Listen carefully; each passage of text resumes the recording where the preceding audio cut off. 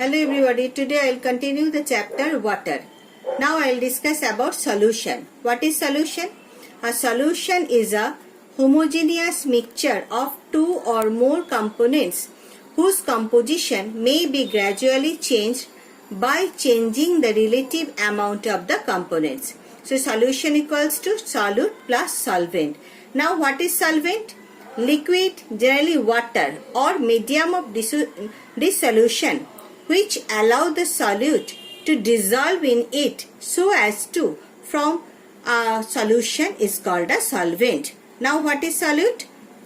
Substance which dissolve or disappear in the solvent to form a solution is called a solute. See example, water and sugar together form a solution of sugar in water. Here sugar is added to water. So water is the solvent and sugar is added. So sugar is the solute and solvent and solute together form a solution. Next, now I will discuss about type of solution. Depending upon the size of the particles, solutions are classified as true solution, colloidal solution and suspension. Now what is true solution? They are homogeneous mixture of two or more substances in relative amounts. The size of the solute particles are very small and solutions are clear, transparent and homogeneous. Solute particles are not visible. For example, sugar solution. Next, colloidal solution. What is this? It is a mixture of substances where substances are evenly distributed but not completely dissolved in water. It is due to the large particle size of the solute. Solute particles are slightly large. Particles are invisible but their presence can be detected. Homogeneous, this is homogeneous solution. For example, milk and butter in water. Now next, suspension. What is suspension? This type of solution is a mixture of substances are forced to dissolve uniformly. It is the solution is left undisturbed. If the solution is left undisturbed, the substance separate different layer of the components of mixture. Particles are large and opaque. For example, oil in water or sand in water. Now next, depending upon the amount of solute present in the solution, solutions are classified as saturated solution, unsaturated solution and supersaturated solution. Now what is saturated solution? The type of solution in which no more solute can be dissolved at a given temperature. The solution is called a saturated solution. For example, 36 gram of NaCl is dissolved in 100 gram of water at 25 degrees centigrade. Now next, unsaturated solution. What is unsaturated solution? It is the solution in which more of the solute can be dissolved at a given temperature. For example, 6 gram of NaCl is dissolved in 100 gram of water at 25 degrees centigrade. So more solute can be dissolved in it. Next, supersaturated solution. It is the type of solution that contains more solute that it can actually contain at a given temperature.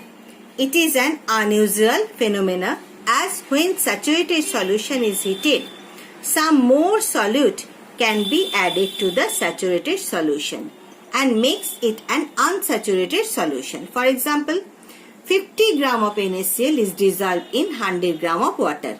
Now see the figure so that it will be more clear to you. See the first figure. It contains 100 gram of water. So it is solvent in which another substance can be dissolved. Now see the second figure. Here the beaker contains 100 gram of water. and some substance is added.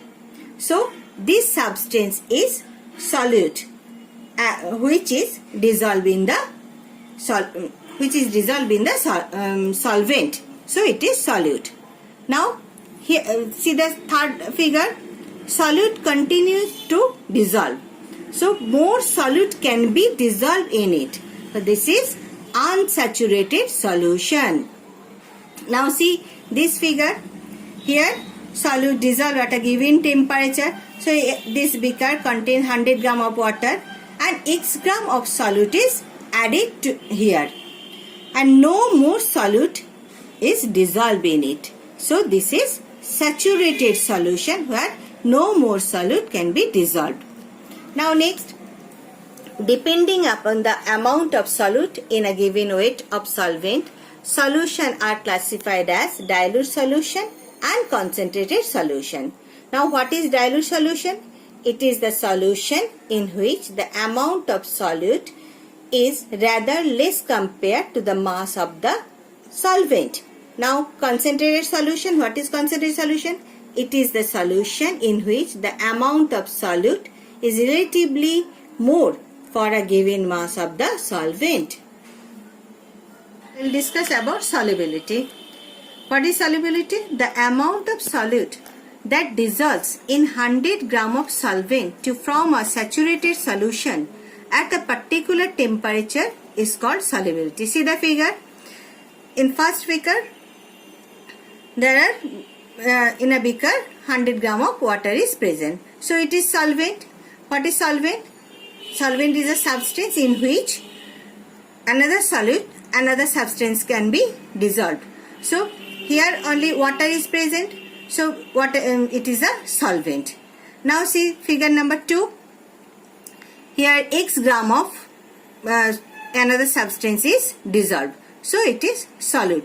So X gram of solute is dissolved in solvent. And hence here a saturated solution formed here. So solubility, what is the solubility of a solute? At T degree centigrade equals to weight of the solute in gram by weight of the solvent in gram into 100 equals weight of the solute in gram by weight of solution minus weight of the solute into 100. Now factors affecting solubility. The rate of solubility of a solid in a liquid depends on the following factors. First one, the particle size. Smaller the size of the solute particles, the greater is the surface area exposed to the solvent. Thus, greater the solubility of the solute. Number 2, temperature. With increasing temperature, the solubility of most solid in water increases. However, the solubility of a gas in a liquid always decreases with rising temperature. Next, number 3, stirring. Stirring increases the solubility of a solute by bringing more of the solvent in contact with the solute. Next, hydrated and anhydrous substance. What is hydrated substance and what is anhydrous substance? First, hydrated substance. Substances which contain water molecules along with salt like sodium carbonate decahydrate, for example Na2CO3.10H2O and copper sulfate pentahydrate CuSO4.5H2O are hydrated substance. Next, anhydrous substance. Substances which do not contain any water along with the salt are anhydrous substance. For example, sodium chloride NaCl, potassium nitrate KNO3, etc. Next, water of crystallization. What is water of crystallization? The fixed amount of water that is associated with some compounds which is an integral part of their crystalline structure is called water of crystallization. A substance containing water of crystallization is called a hydrate. See example, blue vitriol CuSO4.5H2O and green vitriol FeSO4.7H2O. Next I will discuss about hygroscopic substance. What is hygroscopic substance? A substance that absorbs moisture from the atmosphere is called a hygroscopic substance. For example, silica gel, concentrated H2SO4 quicklime.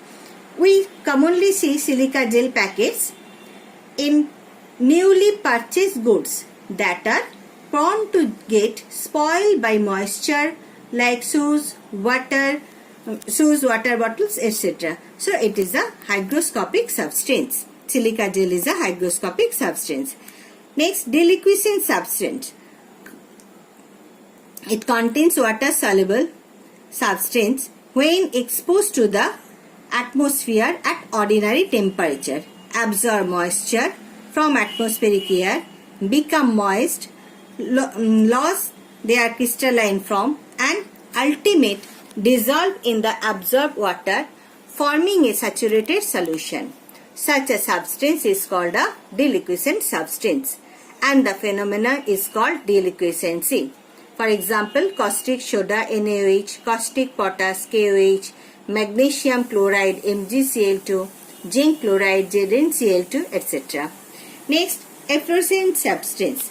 Crystalline hydrated salts which on exposure to the atmosphere lose their moisture, that is water of crystallization, partly or completely to the atmosphere and change into amorphous state.